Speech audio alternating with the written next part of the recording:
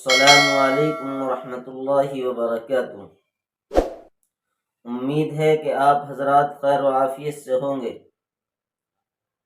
آج پھر آپ کا ہمارے یوٹیوب چینل عبدالرحیم القاسمی پر خیر مقدم ہے۔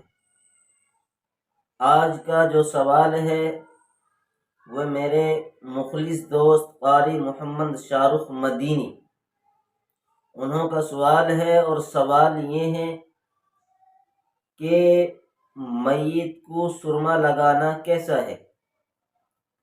تو اس کا جواب یہ ہے کہ میت کو سرما لگانا درست نہیں ہے،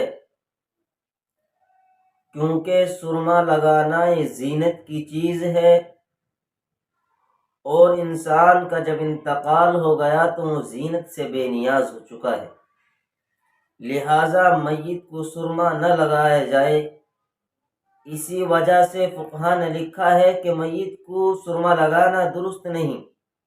فتاوی رحیمیہ کے اندر لکھا ہے کہ میت کو نہ کنگھی کی جائے، نہ ناخن وغیرہ کاٹے جائیں۔ تو پتہ یہ چلا کہ میت کے سرما لگانا درست نہیں۔ دوسری بات، اپنی طرف سے کسی ایسی نئی بات کو ایجاد کرنا جو شریعت کے اندر نہیں ہے وہ بدعت ہے۔ جب شریعت کے اندر یہ بات ثابت نہیں کہ سرما لگانا چاہیے تو پھر یہ بھی بدعت کے اندر داخل ہو جائے گی، لہذا ایسے کاموں سے پرہیز کرنا چاہیے۔ اور بدعت وہ چیز ہے جو انسان کو گمراہی تک لے کر کے چلی جاتی ہے، اور پھر گمراہی انسان کو جہنم میں لے کر کے جائے گی، لہذا ان تمام چیزوں سے بچا جائے جو شریعت کے اندر نہیں ہے۔